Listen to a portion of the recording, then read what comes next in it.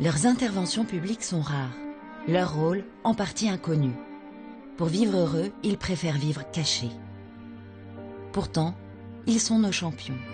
Sur les 40 premières entreprises françaises, une vingtaine sont les numéros 1 mondiaux. Dans une France si fière de ses sportifs, les grands patrons sont au mieux ignorés, au pire détestés. Mais qui sont-ils? Comment vivent-ils leur métier? Comment voient-ils leur pays? Ce film leur donne la parole. Je ne sais pas trop ce que c'est que d'être grand patron, ni même patron. Évidemment, je dirige une entreprise et c'est avant tout un travail qui consiste à animer des équipes et puis, je serais tenté de dire, à conquérir.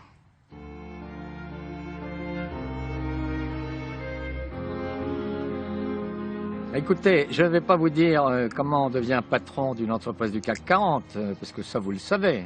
Il suffit de sortir de l'ENOT, Polytechnique, de Centrale ou d'HEC. J'étais un bon élève, donc je n'avais pas beaucoup de mérite. Je travaillais bien, j'étais un élève discipliné, donc bon, depuis que j'avais l'âge de 5 ans, il était entendu que je ferais Polytechnique si je pouvais. Donc comme je pouvais, j'ai fait. J'ai suivi un cycle de modèles des écoles républicaines. J'ai fait un parcours républicain qui s'est terminé par l'ENA. J'ai fait des études plutôt classiques, j'ai fait Sciences Po et puis ensuite j'ai fait l'ENA parce que j'avais envie de servir mon pays. Le hasard des études et du système français a fait que j'ai toujours été relativement à l'aise avec les études et donc j'ai fait l'école polytechnique. J'ai failli être médecin, parce que je m'étais... Et puis c'est un de mes camarades qui est allé s'inscrire à Louis-le-Grand en taupe. Je lui dis quand même, je dois être à peu près aussi bon que lui, donc je vais aussi m'inscrire en taupe. Et comme ça, c'est comme ça que je suis rentré à Polytechnique. Je suis une des rares personnes en France à avoir transgressé la barrière des espèces, puisque j'étais universitaire, prof à l'université, j'étais au CNRS.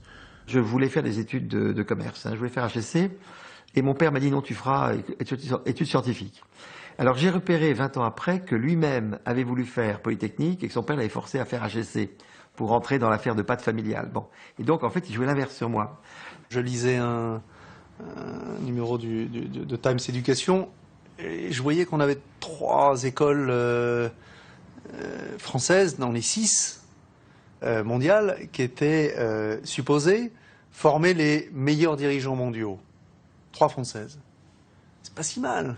Moi, je peux vous parler seulement de ce que je connais, c'est-à-dire comment on devient patron d'une toute petite entreprise qui démarre avec 30 personnes et puis qui un jour en a 400 000. Dans mes 6 ou 7 premières fonctions, j'ai été chronométreur, j'ai été organisateur, j'ai été chef d'atelier pour faire aller les machines plus vite, j'ai été contremaître d'un atelier, j'ai foutu mes doigts dans une machine et j'ai tout foutu en l'air. J'ai eu la chance de devoir faire et j'ai eu la chance aussi de ne pas être doué pour faire des études.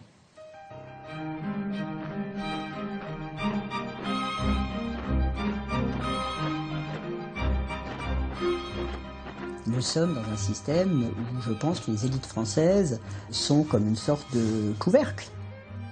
Quelqu'un qui n'a pas fait les bonnes écoles, pas le bon truc, etc. Alors c'est vrai que c'est de la méritocratie républicaine, ces écoles, mais qui est-ce qui y rentre?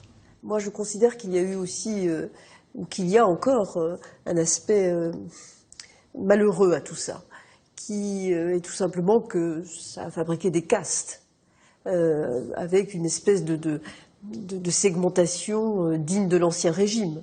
Donc on a des élites qui sont beaucoup trop fermées, ça je le pense.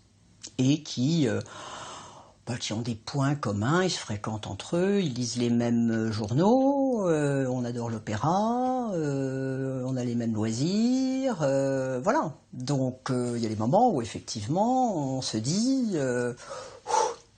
ouvrons un peu les fenêtres, hein. Il y a eu pas mal de femmes qui sont sorties de ces grandes écoles, certaines même majeures, hein, beaucoup de promotions. Donc je pense que s'il y a si peu de femmes au sommet des grandes entreprises. Et si aujourd'hui, ça me met hors de moi, il n'y a aucune femme à la tête d'une entreprise du CAC 40, alors qu'aux États-Unis, il y a une femme à la tête de Yahoo, il y a une femme à la tête de General Motors, enfin c'est à la tête de Hewlett Packard, enfin c'est extraordinaire au contraire de ce qui se passe en France. Je pense que c'est moins lié à la question de l'éducation et des grandes écoles qu'à la misogynie, tout simplement. Vous avez beaucoup de femmes qui réussissent dans des postes d'exécution, parce que les femmes sont parfaites pour travailler bien et être créatives, réussir à faire grandir une entreprise ou faire grandir une idée ou un projet. Mais alors confier les clés, je pense que les hommes en France n'y sont pas encore prêts. Je ne sais pas pourquoi ils ne veulent pas nous donner les clés, mais nous on est prêts à les prendre.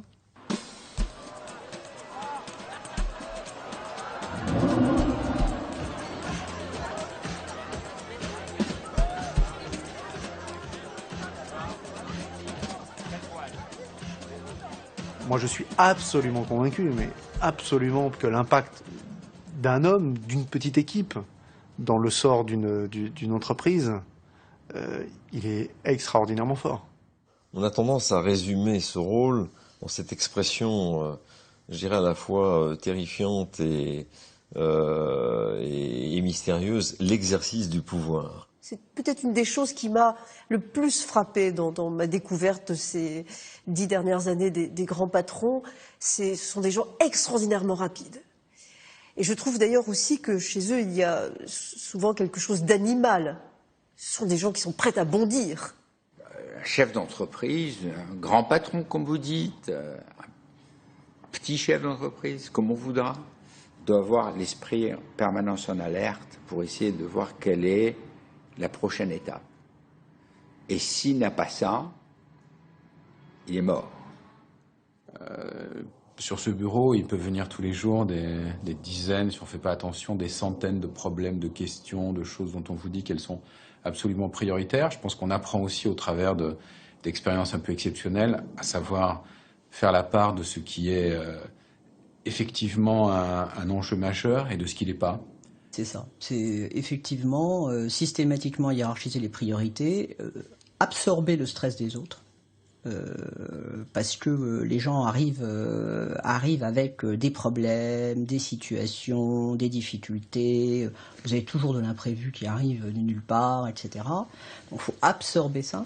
Et ce qui est fabuleux, c'est que dans une même journée, je dirais même dans une même heure, vous passez par 3 ou 4 moments de relative euphorie, mais aussi 3 ou 4 moments de grand désespoir. C'est-à-dire que c'est extrêmement vivant et qu'il en tombe quasiment comme à Gravelotte, à longueur de journée, du bon, du moins bon. Elle est arrivée en 3 morceaux, celle-là? Oui, oui, elles sont toutes en 3 morceaux.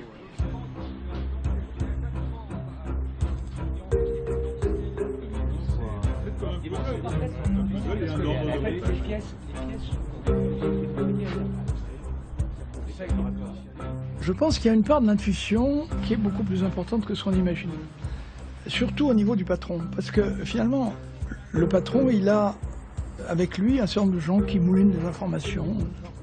Mais le rôle du patron, c'est aussi de voir les choses qui ne sont pas claires, qui ne sont pas connues, les signaux faibles. Très bien, ça va. Désolé du retard. Monsieur, toi je t'ai déjà dit. Oui, bonjour. Oui, on peut et on doit faire bouger les lignes. Oui, le chef d'entreprise, pas seul, mais doit être le moteur de cette volonté d'expliquer pourquoi ce qu'il fait est bien. Et puis, si ça passe pas in fine, ben c'est probablement il est peut-être pas aussi bien que ça.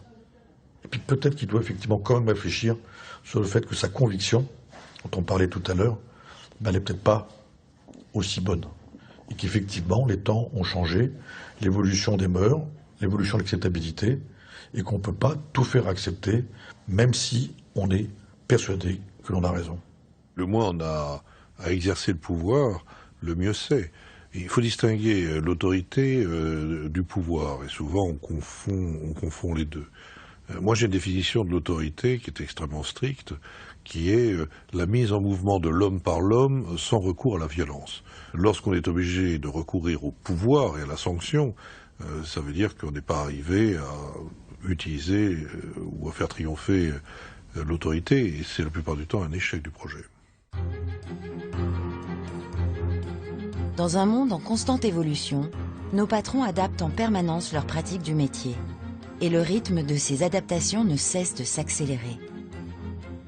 Je ne sais pas si les qualités intrinsèques d'un patron changent d'une époque à l'autre.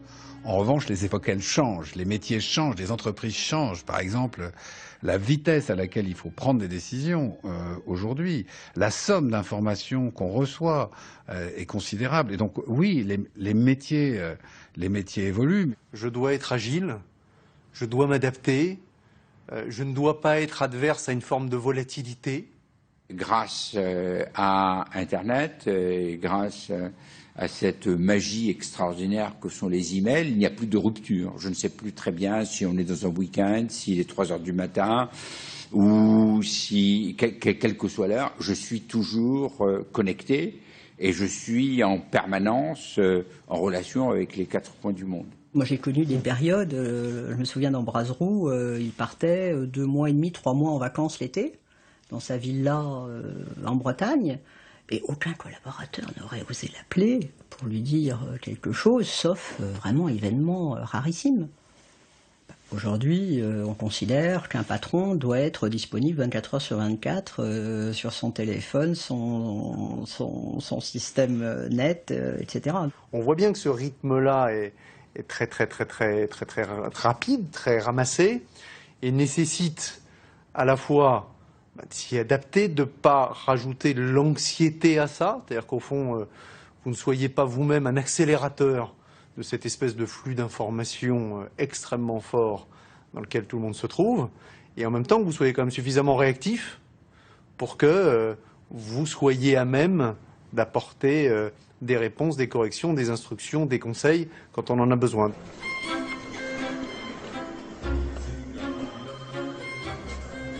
Il y a eu une très grosse évolution, je pense, en 20 ans. La place des investisseurs, des analystes financiers, etc. n'étaient absolument pas les mêmes que celles d'aujourd'hui. J'avais l'habitude, tous les 6 mois, de regarder, après coup, à quoi j'avais passé mon temps. Et c'était très intéressant de voir l'évolution des choses. En particulier, le temps consacré au rapport avec les actionnaires a considérablement augmenté entre les années 90 et les années 2000. On avait l'habitude, au début de ma présidence, quand on parlait des actionnaires français, des investisseurs parisiens, c'était eux qui venaient ici et on les réunissait pour leur parler. Eh bien, il y a un jour, on m'a dit non, ça marche plus, il faut que vous alliez les voir. Chez eux, comme on le faisait pour les actionnaires de Boston, de San Francisco ou de Londres. Vous êtes sous pression. En particulier, vous êtes sous pression dès lors que vous êtes coté, vous êtes sous pression des analystes financiers, vous êtes sous pression des marchés, vous êtes sous pression. Bon. Qu'est-ce que vous faites? Est-ce que vous cédez complètement à la pression ou pas? Si, en tant que chef d'entreprise, vous dites je vais faire tout ce que mes actionnaires veulent, vous êtes fichu. Parce que d'abord, vos actionnaires ne savent pas toujours ce qu'ils veulent, et puis surtout, ce qu'ils veulent change avec les modes. Donc à un moment, ils vont dire il faut que vous alliez en Asie. Et puis 6 mois plus tard, ils disent oh là là, l'Asie est beaucoup trop risquée. Qu'est-ce que vous allez faire en Asie? C'est pas commode.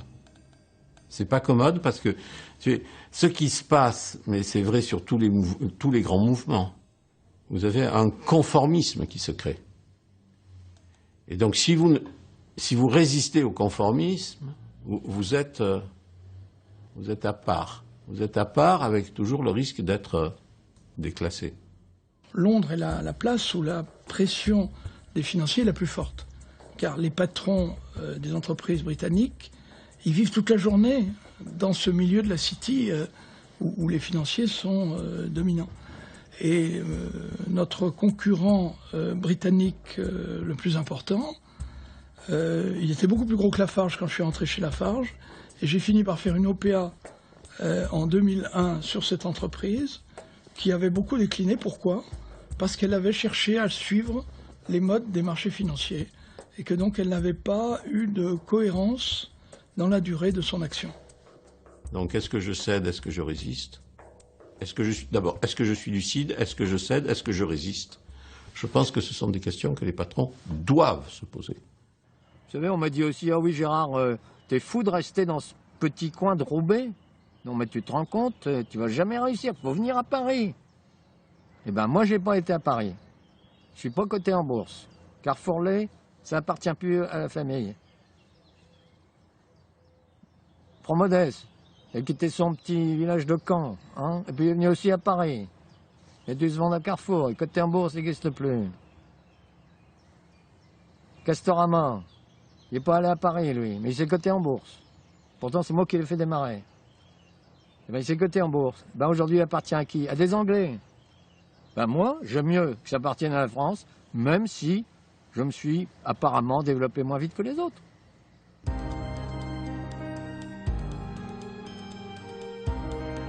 Quand je regarde aujourd'hui ce qu'est ma vie, évidemment, elle est très différente de ce qu'elle était.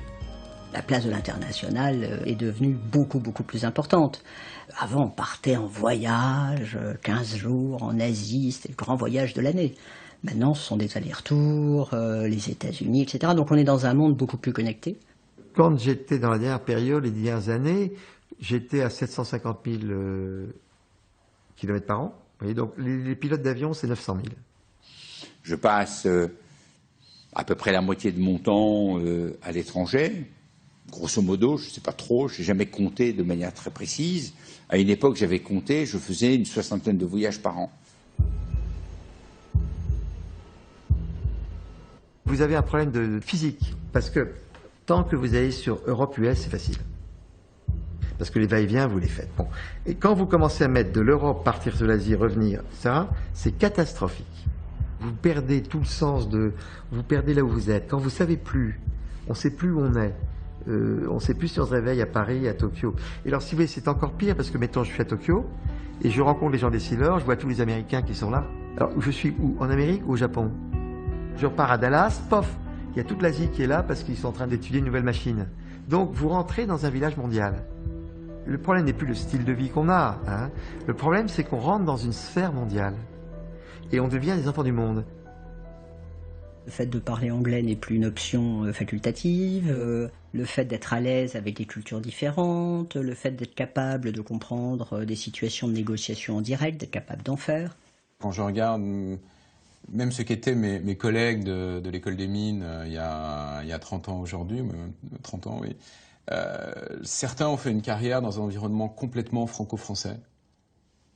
D'autres, au contraire, ont fait une carrière dans un environnement très international. Ça change notre vision du monde.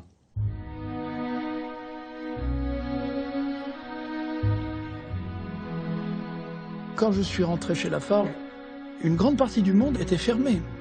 Vous aviez tout le monde communiste qui était fermé, et vous aviez toute une série de pays qu'on appelle maintenant émergents, qu'on appelait à l'époque sous-développés, qui avaient des doctrines socialistes. Donc on avait un monde limité. En fin 80, dans la fin des années 80, il y a une explosion.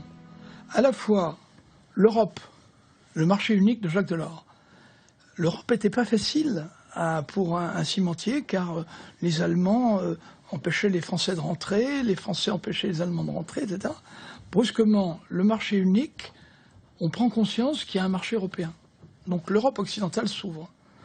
En même temps, en 89, la chute du mur, les pays communistes s'ouvrent. Et en même temps, les pays qu'on appelait à ce moment-là en développement, non plus sous-développés, mais en développement, s'ouvrent également à l'économie libérale. L'international, à l'époque, dans les grands groupes, c'est un petit morceau. Ce sont les aventuriers, les conquistadors, les gens qui ont une mentalité un peu particulière, un peu différente. La mondialisation arrive là-dessus, plus les handicaps français, et donc tous ces groupes qui avaient déjà des pieds à l'international, ils se développent assez naturellement, fondamentalement, par l'international.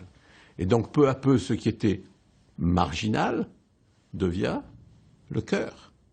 Et donc peu à peu, ce qu'on voit surtout, c'est changer les modes de gouvernance, c'est changer les compositions de comités exécutifs. Vous commencez à avoir des étrangers qui arrivent au sommet. Enfin, dans le groupe de direction des grands groupes. Vous commencez à avoir des gens qui vous disent « c'est quand même bizarre ce que vous faites en France. Nous, on ne fait pas comme ça chez nous. Expliquez-nous. » Donc voilà, brusquement, non, ça prend du temps, mais en 10 ans, 15 ans, vous changez de système. Il y avait 3 grands concurrents. Hein, il y avait des concurrents japonais, des concurrents allemands, mais les Américains, évidemment. Et donc à ce moment-là, on dit comment est-ce qu'on s'y prend? Et on s'est dit bon, on va commencer comme les Horaces et les Curiaces, on va s'attaquer aux plus faibles. Et donc on s'est déchaîné sur les US. Bon, on est parti comme ça, vous voyez. Bon. Et puis donc on est devenu, alors avec beaucoup d'efforts, on est devenu numéro 1 aux US. Et dès qu'on est devenu numéro 1 aux US, on était numéro 1 en Europe. Les Japonais ont dit oh là, ces gars-là sont puissants. On a été aspiré par une aventure japonaise inimaginable. Et donc on s'est marié avec le plus gros concurrent de notre concurrent japonais. Et on a monté une très très belle boîte au Japon. Puis dès qu'on était bon au Japon, on s'est dit tiens, attention, la Corée c'est pareil. Et quand on s'est trouvé donc leader en Europe, leader aux États-Unis, puis finalement quasiment leader au Japon, on a commencé à pousser comme des brutes sur Brésil, Inde et Chine. Et ça, c'était dans les années 2003-2004, vous voyez. Et là, on a eu le truc à monter. Donc en fait, si vous voulez, ça a été un jeu concurrentiel, une espèce de monopoly mondial, mais on n'a pas dit qu'on se mondialisait. À cette époque-là, on a été encouragé par les médias, le milieu politique, etc. Il y a eu un moment où c'était presque embarrassant, où les chefs d'entreprise étaient portés au pinacle.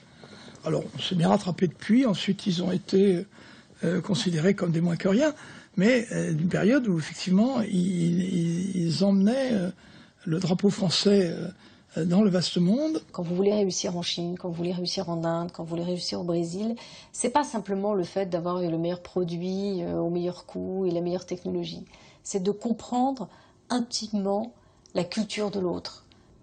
Et ça, je pense que les Français, grâce à leur culture de l'honnête homme qu'on essaye d'apprendre à l'école, le fait que tout le monde passe par des études de philosophie, que l'histoire a son importance, que la géographie a son importance, que la culture a une grande importance dans l'éducation des Françaises et des Français. Ça joue beaucoup dans la réussite des affaires, contrairement à ce qu'on pourrait penser.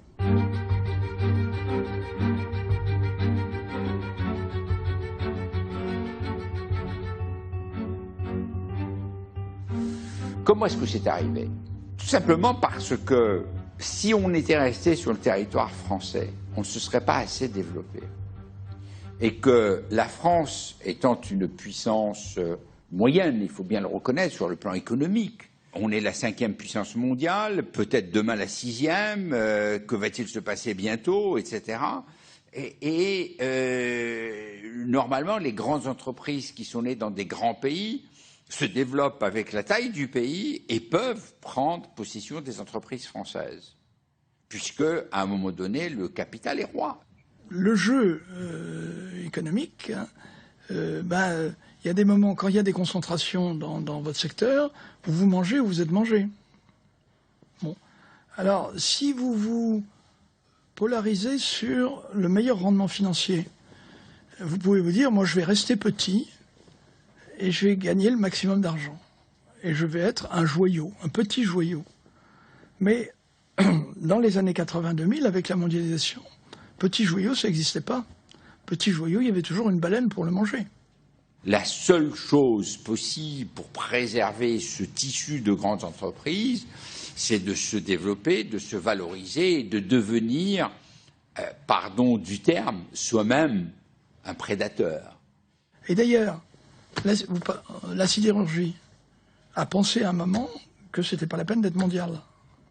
On a vu ce qui s'est passé. Et puis c'est comme des grands matchs de tennis, hein. C'est un vaste Wimbledon, bon, et un vaste championnat du monde ou de foot ou tout ça. Et puis progressivement, les gens grimpent dans leur pays, puis après ils grimpent dans le continent, puis après ils s'affrontent au niveau mondial. Et ça, c'est le truc extraordinaire qu'on a tous vécu. On a été fait par la concurrence. On a été fait par le combat. On a combattu les plus belles boîtes du monde et on a tous gagné. Bon, quand vous mettez Federer, Nadal, ils ont tous les deux gagné. Ils ont tous les deux gagné parce qu'ils se battent et qu'ils ont grandi par le combat. Si Federer était resté à jouer à balle, ça aurait fait un joli joueur, ça aurait pas fait Federer. C'est quoi l'entreprise? Non, l'entreprise, c'est une compétition permanente. On court après des marchés, on court après les honneurs, on court après le chiffre d'affaires, on court après la croissance. On court après les profits parce qu'on en a besoin, non seulement pour payer les salaires, mais pour se développer et pour pas être à la merci de cette financiarisation qui peut effectivement nous imposer un certain nombre de décisions. Parfois, j'explique à ma femme que oui, bientôt, j'aurai moins de travail. Elle ne me croit pas. Et elle a raison, parce que je sais bien que c'est une course sans fin.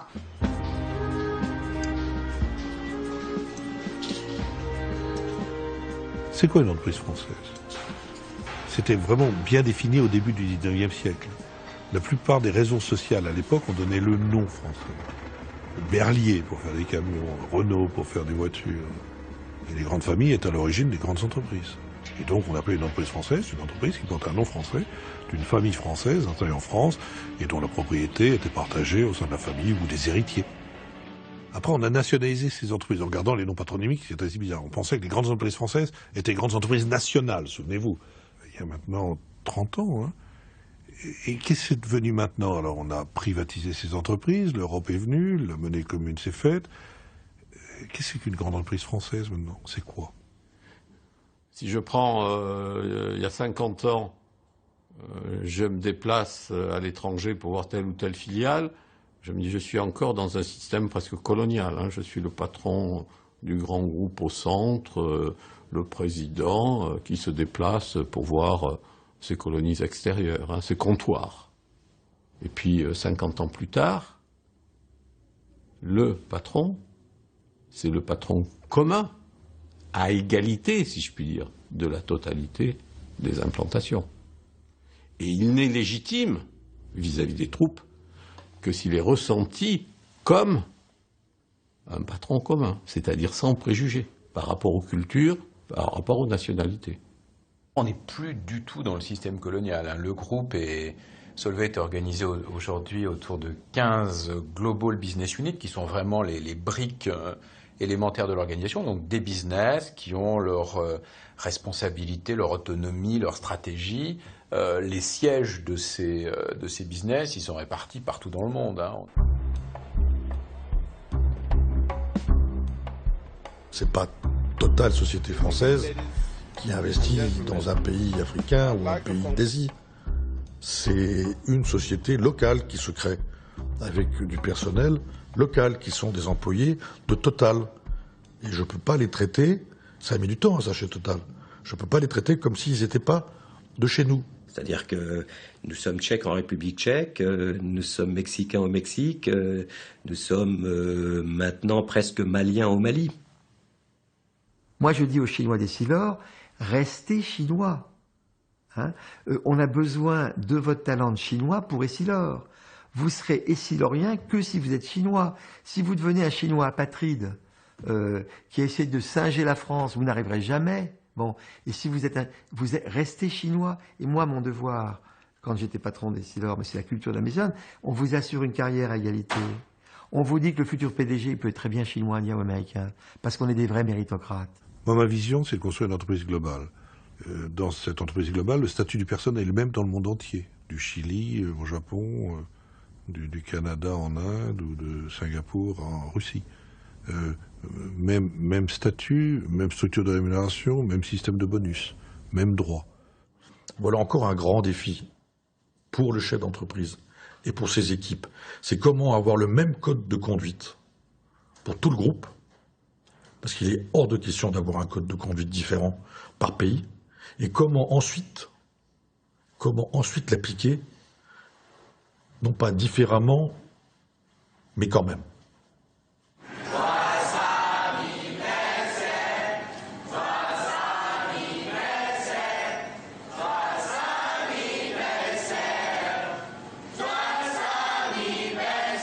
Si vous dites je suis un groupe français, ça veut dire que les non-français n'ont rien à faire.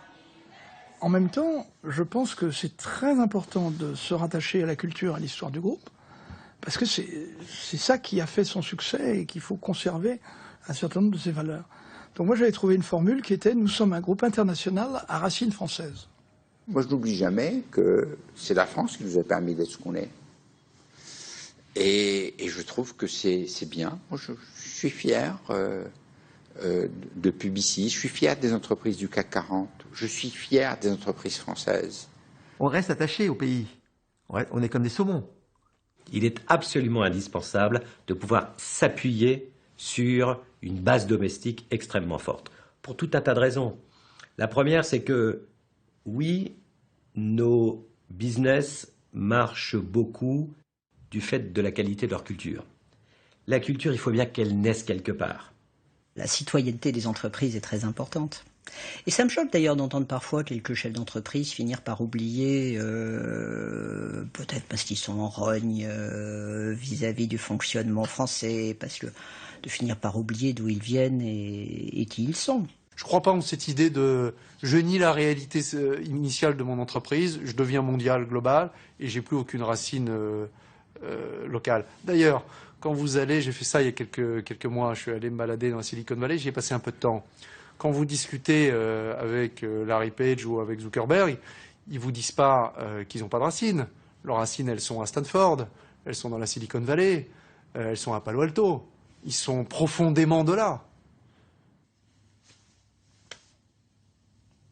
C'est grave d'oublier son pays quelque part, je crois, parce que c'est oublier ses racines, c'est oublier qui vous a fait roi, c'est oublier tout. Quand je dis entreprise française, je ne sais plus très bien ce que c'est non plus. C'est quoi? C'est une entreprise dont le management parle français, de temps en temps. Dans beaucoup d'entreprises françaises globales, on parle l'anglais, la langue de travail est l'anglais. Est-ce que c'est une entreprise dont le siège social est à Paris ou en France? Les sièges sociaux sont délocalisables, ils peuvent partir ailleurs, et de temps en temps, ils n'ont plus le rôle qu'ils avaient historiquement. C'est quoi une entreprise française? C'est là où le capital est principalement détenu par des Français, mais c'est plus le cas depuis longtemps. Les entreprises du CAC 40 sont détenues par des fonds de pension anglais, des fonds souverains singapouriens ou qataris, que sais-je encore. Donc, qu'est-ce que c'est qu'une entreprise française? Ça, c'est une réflexion de fond. Danone, c'est un groupe français, bien français, Danone, yaourt, Evian. Danone, c'est 10% de leurs effectifs en France. 10. Chez nous, c'est 33%. Donc on est beaucoup plus, nous, avec des effectifs français que Danone. Mais tout le monde est persuadé du contraire. Tout le monde est persuadé que Danone, c'est la vraie boîte française. Non.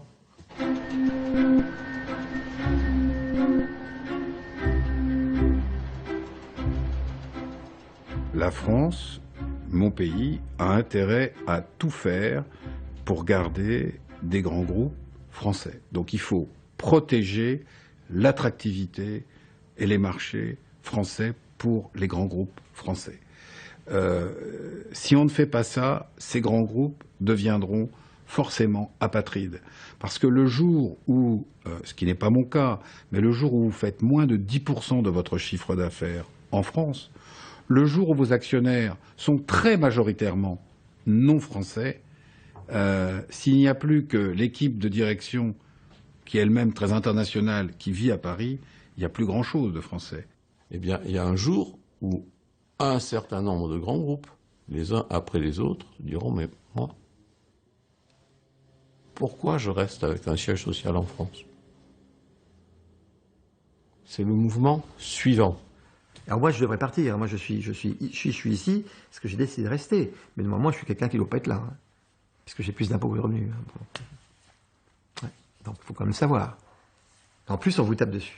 Il n'y a pas un remerciement, en plus. Vous voyez. Donc, il y a un côté quand même un peu limite. Alors moi, je suis un peu fou. Mon père était ministre, pas d'accord, mais quand même. Quand même. C'est très difficile d'être apatride. Voilà. Et donc, je dis simplement, sans être apatride, et justement, pourquoi être apatride? Mais pourquoi, et ça risque d'arriver un jour, que les gens, pour essayer de se justifier, soient obligés de dire « je quitte ce pays parce qu'il est insupportable, etc. » Et je ne souhaite pas ça. Il faudrait vraiment qu'on aille très loin dans le matraquage des sociétés dont le siège est en France pour que des gens comme moi ou comme mes successeurs disent « bon, bah, je vais emmener le siège de l'entreprise à Bruxelles ou ailleurs ».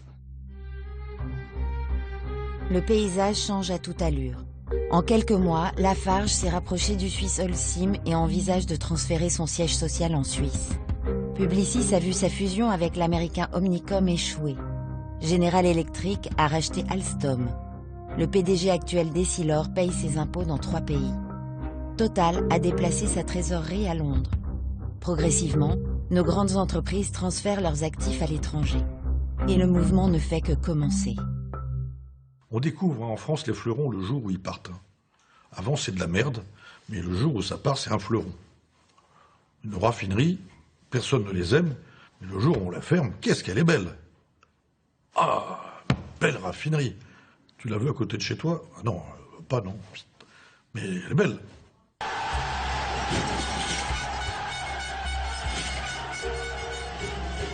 Les Français vivent la mondialisation aujourd'hui, non plus comme quelque chose qui leur apporte, qui leur crée de la valeur, qui leur donne des meilleures conditions de vie et une espérance d'amélioration de leur situation, mais comme un élément de menace, d'inquiétude. Il y a 2 économies en France. Il y a l'économie du CAC 40 qui est une économie à l'extérieur de la France, pour aller jusqu'au bout de la caricature peut-être, mais à 80% c'est une économie mondiale, extérieure à la France, et qui a de moins en moins besoin de son ancrage français.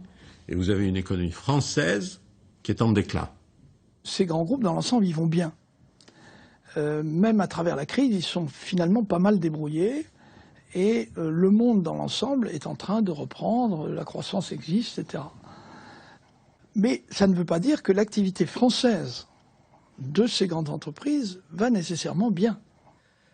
On a par ailleurs, de façon indéniable, une disjonction croissante entre l'économique, qui est par construction mondiale, et le social, qui est par construction locale. Et au niveau local, en France particulièrement, nos concitoyens voient peu, parce qu'on leur a mal expliqué, les effets positifs de la mondialisation, et du coup n'en voient que les effets négatifs à travers des restructurations, des suppressions d'emplois et des suppressions de protection sociale et au fond une espèce de hantise progressive du déclassement. On a rendu les entreprises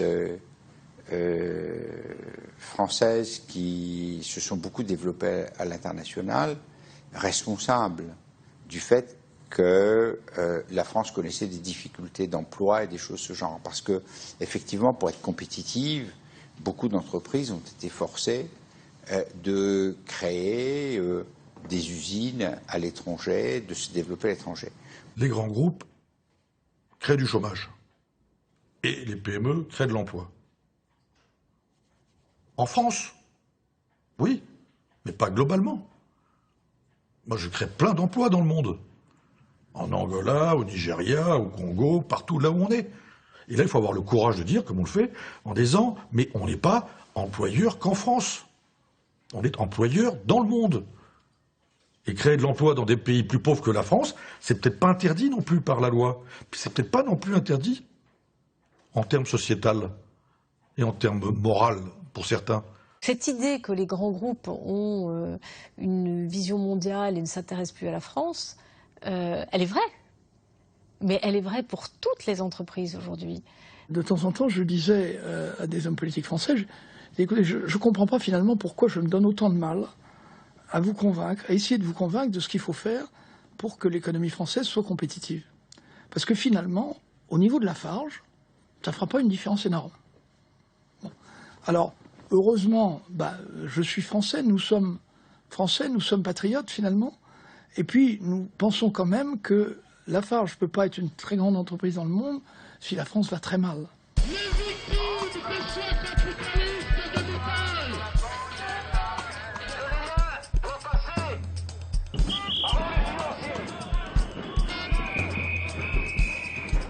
Le contrat social français a été terriblement perturbé ces dernières années.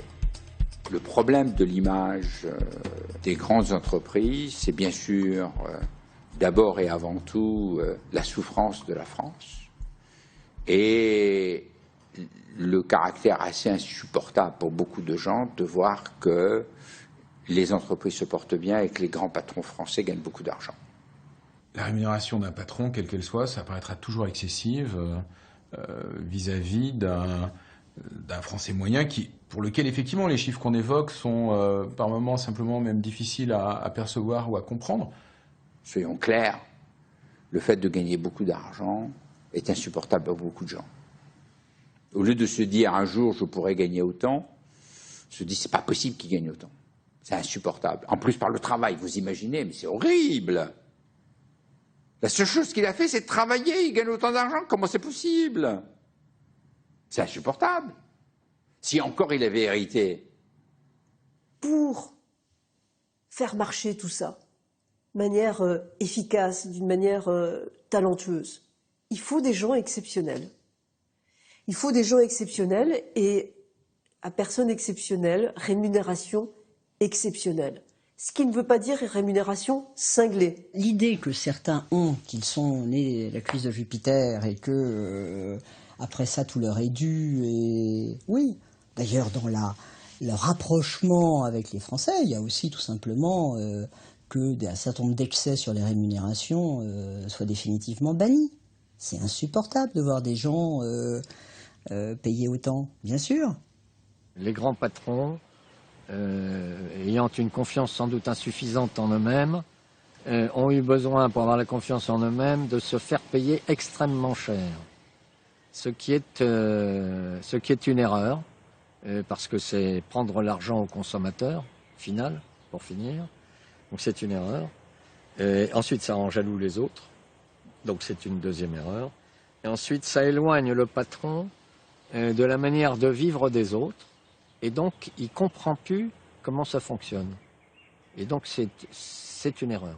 Et il se trouve que le niveau d'acceptabilité de l'opinion publique en France est plus bas que dans un certain nombre d'autres pays. Et que dès lors, il faut qu'on le prenne en compte en étant plutôt plus modeste que dans d'autres pays. Il faut peut-être revenir à un point qui est simple. La rémunération des dirigeants d'entreprise n'est acceptable que si, d'une part, l'entreprise, effectivement, se porte bien et a des bonnes performances, mais si, d'autre part, elle reflète une pyramide de rémunération qui est celle d'une organisation normale. Par exemple, mon numéro 2 doit avoir à peu près pratiquement les 3/4 de ma rémunération, et si je prends les membres du comité exécutif, à peu près la moitié de ma rémunération. Moi, j'estime que dans notre famille, c'est comme ça depuis très très très longtemps. Pas de salaire au-dessus de 20 SMIG. On disait salaire minimum textile dans le temps. SMIT, salaire minimum interprofessionnel textile. Pas plus de 20. Pas plus.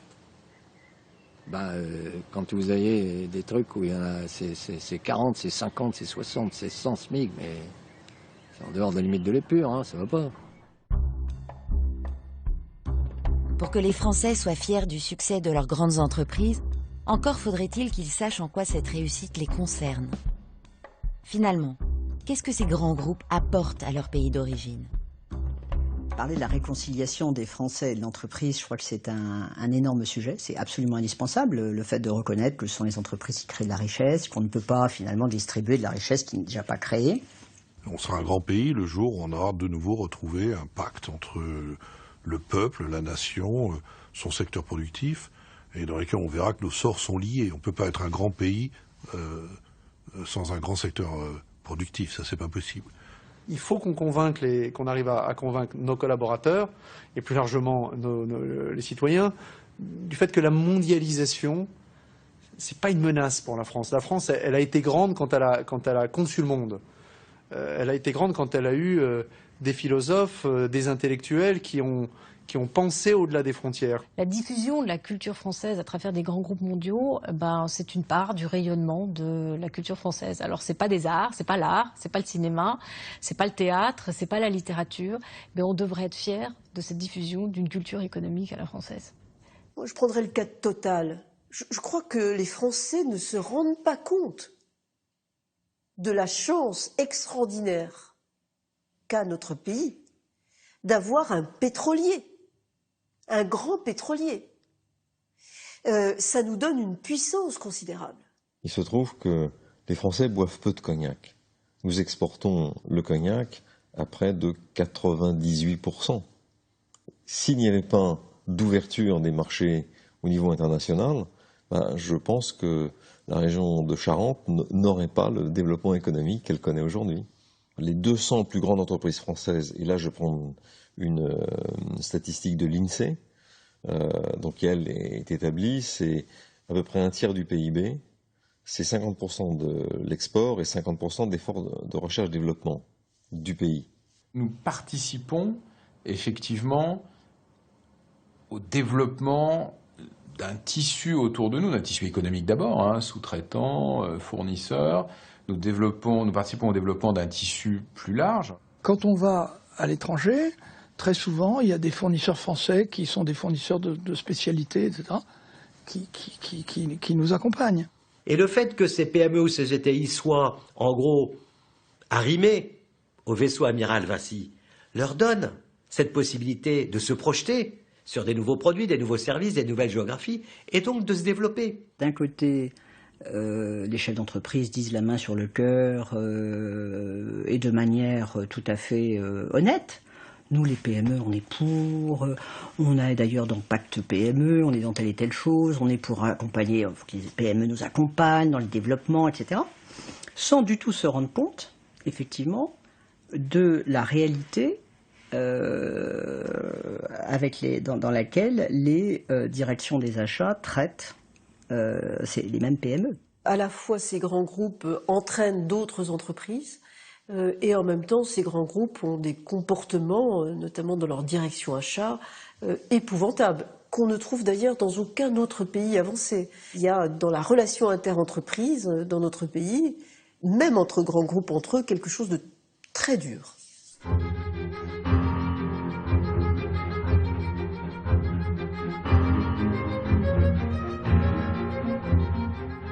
C'est curieux, là, en France, depuis très longtemps, on dit les patrons, c'est des salauds, sauf le mien. Mais ça indique bien les choses. Hein. Alors, les patrons, c'est des salauds, pourquoi? Parce que on a dit, les patrons, ils gagnent de l'argent. Et c'est pas normal qu'ils gagnent de l'argent et que nous, on n'en ait pas. On résout ce problème-là par l'actionnariat du personnel. Alors résolvons-le. Que les gens ne soient plus jaloux. Alors nous, il y a un truc qui joue beaucoup, c'est qu'ils sont actionnaires salariés. On a largement distribué le capital dans la maison. Donc on a quand même 12 000 actionnaires salariés. On est la société française qui a le plus gros actionnaire salarié. Donc ça change beaucoup parce qu'ils sont propriétaires de la maison. Si j'ai mis en place l'actionnariat du personnel en 1977, c'est bien parce que le pape et les évêques du coin disaient, écoutez, faut partager, il faut rendre à chacun, à César ce qui est à César et à Dieu ce qui est à Dieu. Ça n'a pas été facile, parce que ma famille ne voulait pas. Vous savez, c'était des industriels, ils avaient eu les difficultés de 29, les grèves de 36, les difficultés de la guerre, etc., et ils ne voulaient pas. Tu te rends compte, autour de la table, des syndicalistes qui ont failli me foutre par terre en 1936, la barbe. Donc la vraie solution, c'est l'action salariée. Oui. Et je ne comprends pas que la gauche, et Silor, c'est une boîte qui est sortie coopérative ouvrière. Donc c'est quand même, il y a une sensibilité de gauche. Hein. Le dialogue, tout ça, c'est très... Mais c'est des capitalistes, c'est des vrais capitalistes. Donc je pense que ça, c'est un élément important de pousser l'action salariée. Il faut simplement accepter les risques, parce que moi j'ai mis la grande majorité de tout ce que j'ai, c'est dans l'entreprise. Donc si jamais ça tombe, je prends tout. Sur le partage de la valeur, le levier le plus efficace, et là encore, ce qui est très étonnant, c'est qu'on ne bouge pas d'un millimètre sur ce thème en France. Le levier le plus efficace, c'est l'actionnariat. Savez-vous que la somme des dividendes versés par les entreprises qui sont cotées à la Bourse de Paris, c'est plusieurs dizaines de milliards d'euros par an. On a mis en route l'actionnariat du personnel en France, puis on est allé en Russie, on a dit pourquoi il n'y a pas de raison, et puis on est allé en Chine, on a dit pourquoi pas, il n'y a pas de raison, et donc on a aujourd'hui un actionnariat du personnel dans tous les pays où nous sommes. Et on disait, mais est-ce que ça va marcher dans les pays communistes? Mais c'est du vrai communisme, l'actionnariat du personnel. C'est le vrai partage des résultats. C'est faire ce qu'il faut pour que La prospérité existe. Qu'est-ce qu'ils veulent les communistes? C'est ça qu'ils veulent, mais ils n'en prennent pas les moyens. Nous avons toujours, même s'il est moins efficace, un système extrêmement efficace en matière d'actionnariat salarié, qui permet à des entreprises comme Vinci aujourd'hui d'avoir comme premier actionnaire la communauté de plus d'un salarié sur deux, 105 000 salariés sur nos 200 000 en tout, sont également actionnaires du groupe et à ce titre, collectivement, possèdent 12% du capital du groupe et donc, de ce fait, sont de très loin le plus gros actionnaire du groupe. Ça veut dire que les dividendes dont on parlait tout de suite retombent dans la poche de ces salariés. Et si la France mettait en place une loi, il faut un général de Gaulle peut-être pour le faire, mais pourquoi pas, M. Hollande, il a des idées, hein, il a qu'à les appliquer. Il met en route une obligation d'actionnariat du personnel dans toutes les entreprises de France et de Navarre. Et vous allez voir que, d'abord, la formation des comités d'entreprise va devoir se mettre partout, donc les gens comprendront ce qu'ils font. Deuxièmement, les gens ils vont dire on travaille pour nous, et ils vont travailler plus intelligemment et mieux. Hein. Et puis, la France va décoller.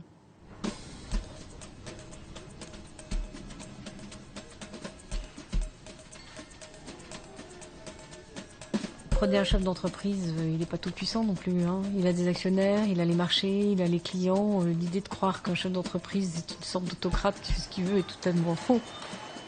Vous avez les clients qui choisissent tous les jours d'acheter ou de ne pas acheter. Le client vote tous les jours. Pour ou contre vous. Le consommateur vote en prenant le produit. Mais vous verrez, j'avais raconté un jour, j'avais un délégué CGT que j'adorais, qui s'appelait M. Bourguit, qui était le patron de la CGT. Il y avait un vrai respect. Et il savait qu'on se cognait tout le temps, mais je le respectais. Hein. Donc il me cognait, mais il me respectait, puis je le cognais. Alors un jour, on a dû annoncer la fermeture d'une usine dans la Meuse qui faisait des verres en verre, des verres minéraux. Et alors je lui dis, Bourguit, je peux voir vos lunettes? Il me dit, oui, mais ben oui. Et Bourguit, là, vous avez des verres organiques? Mais qu'est-ce que vous faites? Vous travaillez dans une usine de verres minéraux? Et il me dit, regarde, vous êtes en train de fermer l'usine, Bourguit. C'est pas moi qui la ferme, c'est vous. Vous voyez? Aujourd'hui, votre compétition, elle est quotidienne. Donc, et la capacité, par le numérique, de perdre un client, parce qu'il n'est pas satisfait d'un élément très objectif ou d'un élément plus subjectif sur ce que vous projetez, il est immédiat. Hein. Un désabonnement, un clic sur un autre, beaucoup plus facile qu'avant. Actuellement, une grande entreprise qui a un problème quelque part, même s'il a un petit problème localisé au Ghana, dans les 5 minutes, ça revient et ça bousille éventuellement toute l'image de l'entreprise et c'est très difficile à rattraper. C'est-à-dire que les gens peuvent interagir et donc le consommateur interagit avec la marque. Il peut réagir à une publicité, il peut s'exprimer. S'il a essayé un produit que ça n'a pas marché, il peut le dire, il peut le clamer, il peut le crier, on l'entendra, parce qu'il y a une caisse de résonance qui est l'univers du numérique. Je pense que durablement, même si vous êtes technologiquement très en avance, même si éventuellement vous avez le meilleur prix, si les consommateurs ont le sentiment que vous ne respectez pas des valeurs fondamentales dans le respect du droit au travail, dans les conditions de travail, à un moment donné, ils voteront contre vous. Nous, on crée, alors je dis des cathédrales humaines, mais c'est comme des monastères. Ça va être des entités qui vont avoir des... Et donc, on écrit des gouvernances. Hier, j'ai travaillé chez Silor, on écrit la gouvernance, on écrit la Constitution, on change la Constitution. Comment dirais-je, non pas être rendu identique, mais on trouve des valeurs quand même communes. Alors bien évidemment, vous avez toujours les entreprises qui ont ces vraies valeurs pour de vrai, puis d'autres qui les portent en bandoulière et qui les appliquent pas. Je pense qu'on est en train de créer des entreprises, des organisations humaines qui vont avoir la taille des pays. Mais les entreprises vont croître plus vite que les pays. Parce que avec la mondialisation, les entreprises vont croître à 7-10% par an, puisqu'on a des rentabilités de 12-15, on enlève le dividende, on croît à 10. Bon. Quand vous projetez les entreprises, les entreprises, les 10 premières, les plus grosses seront à 7 000 milliards, 5 000, et la 10e sera à 4 000. Donc si vous prenez les 25 plus grosses entités mondiales, vous aurez 15 pays et 10 boîtes. Donc moi je pense que nous, on est en train, nos générations, pas Essilor qui est un petit, mais notre génération, le 21e siècle, pour moi, ce sera le siècle dans lequel on va avoir des entreprises gigantesques qui vont émerger, qui auront des tailles de pays.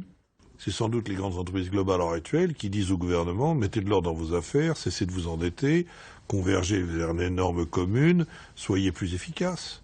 Le paradoxe que je vois, c'est que, alors qu'on pourrait s'imaginer que l'État et le politique sont plutôt des garants du long terme, et que nous, privés, nous sommes plutôt en charge de l'optimisation du court terme, la réalité est tout à fait à l'opposé. C'est-à-dire que le politique donne l'impression d'être exclusivement dans le court terme et de ne pas savoir faire des gestes qui seraient douloureux dans le court terme, même s'ils savent bien que ce serait vertueux sur le long terme.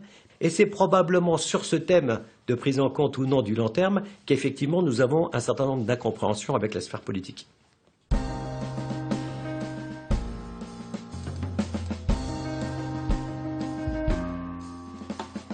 Je pense que la question de la relation entre l'État et les chefs d'entreprise en France est une question complètement paradoxale. Je regardais l'autre jour dans le SBF 120, enfin les 120 capitalisations principales françaises, il y a à peu près 30% de gens qui sont passés à un moment donné par le secteur public. Ce qui est étonnant, c'est que ça ne donne pas une plus forte compréhension des deux mondes. Alors à quoi c'est dû? C'est quand vous passez dans le secteur privé, que vous y faites votre chemin, parfois vous avez tendance à oublier un peu votre monde d'avant, voire, pour certains, à vouloir le faire oublier. Alors c'est aggravé par des problèmes de statut et de rémunération, car il est clair que les hommes politiques acceptent très mal que les chefs d'entreprise aient des rémunérations plus élevées que les leurs. Je pense que jusqu'à la fin des années 70, peut-être encore le début des années 80, la très haute fonction publique était capable d'attirer les meilleurs. Et c'est vrai que ceci a été beaucoup moins évident dans les années qui ont suivi. Il y a encore des gens très brillants qui viennent dans ces fonctions-là, mais je pense qu'il y en a moins et on doit s'interroger. Est-ce que c'est uniquement parce que l'entreprise privée a été capable d'offrir des rémunérations plus élevées? Quand je suis rentrée chez General Electric, j'étais, j'allais dire, un peu le cœur ouvert. C'est-à-dire que je savais que je rentrais dans une entreprise américaine qui avait nécessairement une culture qui était différente de celle de l'administration française. Mais ce que j'ai constaté tout de suite dès les tout premiers mois, c'est que vous appuyez sur l'accélérateur, ça accélère. Et j'ai eu brusquement l'impression que j'avais l'habitude de diriger une 2 chevaux et que là, il y avait une Porsche qui allait très vite et qui réagissait extrêmement vite. Moi, ce que m'a appris le passage dans l'entreprise, c'est faut trancher. Les gens attendent de vous, vos équipes, vos collaborateurs, vos équipiers, ils attendent que vous tranchiez. Ils n'attendent pas que vous leur disiez peut-être que... Non, ils attendent que vous donniez la direction et puis qu'ensuite vous assumiez le choix qui a été fait. Ça a été un enseignement, j'allais dire, fort, quasi immédiat, quasi physique de mon passage dans le secteur privé. Probablement la troisième différence, et celle-ci elle est très forte, c'est le fait qu'on voit dans l'entreprise le résultat de son travail et qu'on en est jugé responsable, accountable, comme on dirait en anglais. Dans l'administration, on prend souvent le rythme est tel qu'on prend des décisions, mais on en voit rarement la concrétisation. On vit d'abord dans l'illusion, en tout cas ça m'est arrivé, on vit d'abord dans l'illusion que les choses que l'on découvre sont tellement de bon sens que naturellement on va en convaincre assez facilement l'État et les dirigeants politiques. On s'aperçoit au bout de 10 ans, 15 ans, 20 ans que la capacité de conviction est à peu près nulle. Donc, deuxième phase, on dit les hommes politiques sont nuls. Ce que les gens ont souvent du mal à comprendre, c'est que quand vous travaillez dans l'administration, vous devez trouver des solutions qui sont des solutions pour l'ensemble des Français. Et vous avez nécessairement des gens qui sont pour et des gens qui sont contre. Parce que quand vous prenez une option, c'est des intérêts qui sont, par définition, contradictoires. Dans un système tel que l'État, fussiez-vous président de la République, vous avez une capacité de faire bouger les choses qui est bien moindre. Alors quand vous êtes chef d'entreprise depuis un certain temps, vous finissez par croire qu'être président de la République, qui est quand même positionné plus haut que vous, il n'a qu'à faire la même chose que ce que vous faites. Mais pourquoi il fait pas ça? Il y a qu'à, faut que, mais enfin, pourquoi ne décide-t-on pas ça? Mais enfin, bon, sans du tout voir combien c'est parfois difficile. Une entreprise a une règle, on se benchmark toute la journée, c'est le terme clé, le benchmark. On se compare, on s'étalonne, pour parler français. Parce que si jamais je ne suis pas au niveau de mes concurrents, je perds part de marché, substance, capacité de financement, valeur, et je me fais racheter un jour si je ne disparais pas. L'État doit se benchmarker, doit s'étalonner, doit se comparer, et doit s'inspirer des meilleurs. L'État doit faire comme une entreprise. Il faut, de mon point de vue, que la France, tout en protégeant son modèle social, accepte de le faire à un prix plus faible. C'est-à-dire qu'il faut qu'on arrive à réduire nos dépenses publiques tout en maintenant la qualité des services publics. Je crois que c'est possible, mais il faudra faire des choix. C'est exactement ce que font les entreprises, j'allais dire, au quotidien. Chaque fois que je parlais de ça avec des hommes politiques, ils me disaient « mais c'est impossible de réduire les dépenses publiques. Vous voyez bien qu'on n'a pas assez de professeurs, qu'il faut plus de magistrats, qu'il faut plus de policiers. Comment voulez-vous qu'on réduise les dépenses publiques ?» Et moi je leur dis « écoutez, je suis désolé, dans les entreprises, on a aussi besoin de plus de marketing, de plus de recherche, de plus de ressources humaines. Mais on réduit les dépenses parce qu'on supprime là où il n'y a pas de valeur ajoutée. On réduit ce qui est purement administratif, on réduit ce qui était dans... » Mais ils ne comprennent pas.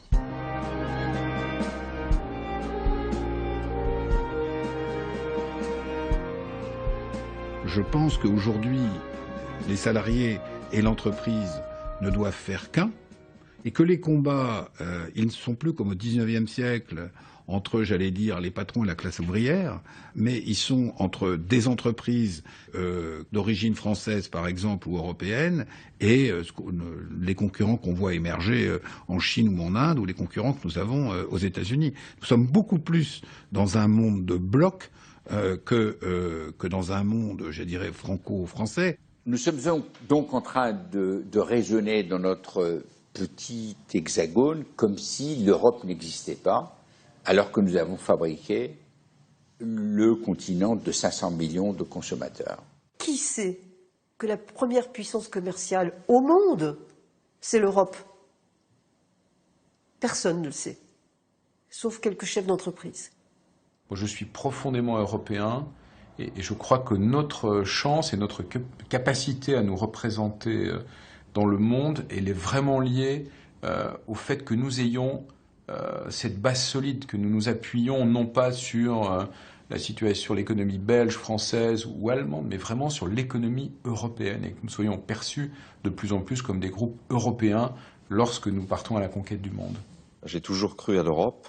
Je pense que l'Europe nous a amenés, à nous Français, là je ne parle pas uniquement des entreprises, mais effectivement un monde beaucoup plus ouvert. J'ai toujours été, mais je suis encore plus aujourd'hui qu'hier, un pro-européen. Je pense qu'il faut résister à toutes les sirènes nationalistes, parfois exacerbées qu'on entend. Je pense que l'avenir de nos peuples, c'est l'Europe. Et ceux qui font croire que la France s'en sortirait mieux tout seul avec le franc font un mensonge éhonté et scandaleux aux Français. Vous aviez il y a 20 ans un centre de patrons qui était totalement contre l'Europe, français. Parce qu'il considérait que se réfugier derrière les frontières, mettre des quotas, protéger les importations de tel ou tel autre pays concurrent, c'était ça un potentiel avenir. Aujourd'hui, la plupart des patrons sont pro-européens. C'est-à-dire qu'ils ont compris qu'il ne fallait pas seulement un marché, mais qu'il fallait aussi une construction européenne qui tienne. Néanmoins, beaucoup de chefs d'entreprise ont émis des jugements et des critiques très sévères et à mes yeux tout à fait fondées sur certains aspects de la politique européenne. Je vois par exemple en matière de concurrence, on a été les premiers, avant certains politiques, à dire que la doctrine de la concurrence de la Commission ne convenait pas du tout. Où sont les politiques communes? Nulle part. Donc on a intégré partiellement un marché, il n'y a aucune intégration réelle du pouvoir politique qui devrait accompagner, donc il n'y a pas d'interlocuteur. Qu'est-ce que voient les citoyens, les salariés, les chefs d'entreprise? C'est une Europe désincarnée. C'est cette fameuse phrase de Kissinger, l'Europe, quel numéro de téléphone? Au fond, on a fait une Europe dont rêvaient les Américains. Vous êtes à la tête d'un groupe. Vous êtes dans 15 pays européens. Il y a 15 fiscalités complètement différentes. Est-ce que vous croyez que vous n'allez pas tenir compte des niveaux de fiscalité dans vos critères de décision? Pour moi, la réponse est évidente. 12,5% d'impôt sur les sociétés en Irlande. 38% en France aujourd'hui. Si j'ai à créer une filiale quelque part, vous croyez que je ne vais pas me poser la question de savoir quel est l'intérêt relatif des deux implantations? Et si je fais ça, je suis quoi, un mauvais Français? Je fais de l'optimisation fiscale? Qui a autorisé l'Irlande à faire 12,5% d'impôt sur les sociétés? C'est pas moi.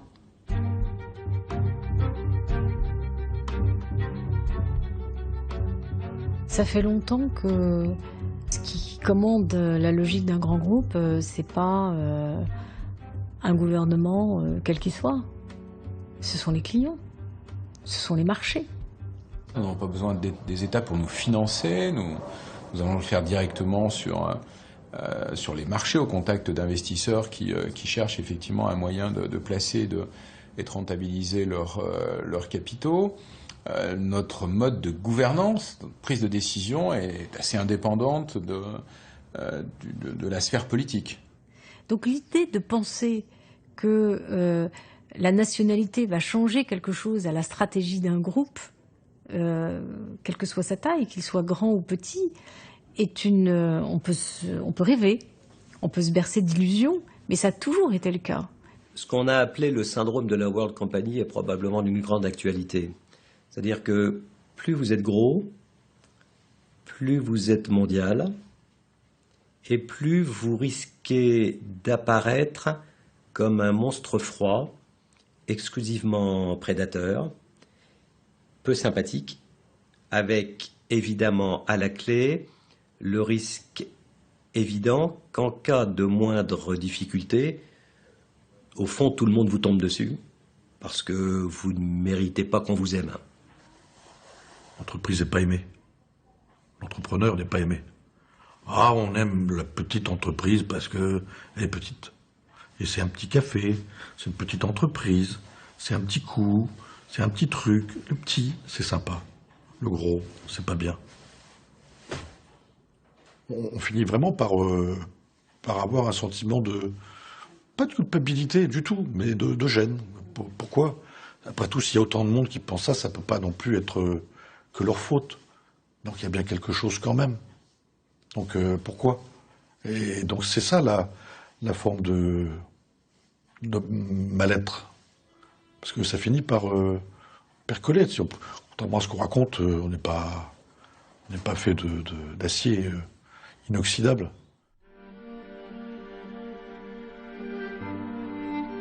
En 30 ans, ils ont conquis le monde et bâti des empires. Mais ces empires sont sur le point de leur échapper. Quelle que soit leur puissance grandissante, les grands groupes ne sont rien sans leurs clients. Et les clients se comptent maintenant par centaines de millions à travers le monde. Car notre monde a changé. Les émergents ont émergé. Face aux nouvelles puissances, tous nos grands patrons sont unanimes. La seule chance pour la France de conserver son rang et ses entreprises, c'est l'Europe. Le monde a changé. Mais eux, ont-ils l'impression d'avoir changé le monde?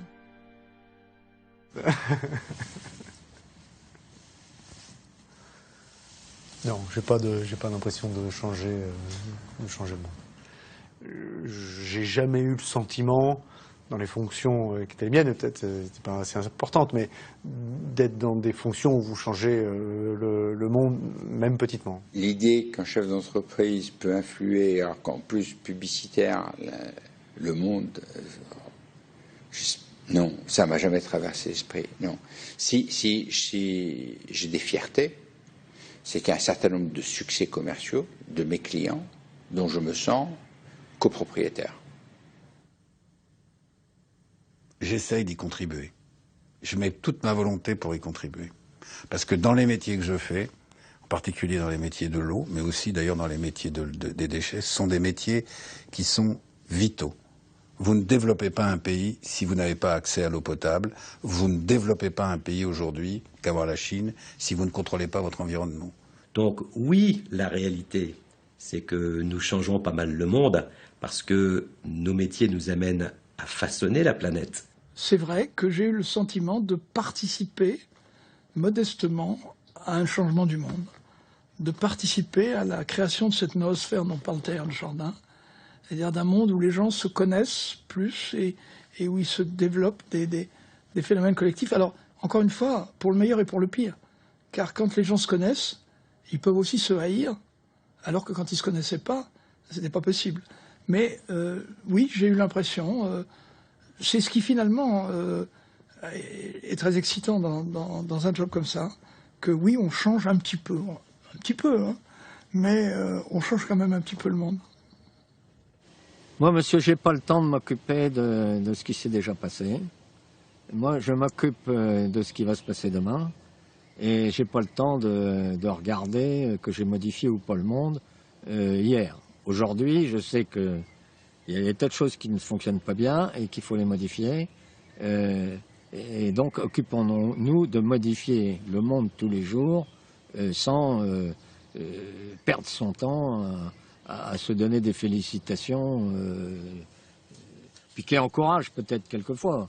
Mais je pense que c'est pas ça qui m'importe, moi. Ce qui m'importe, c'est ce qui se passe demain.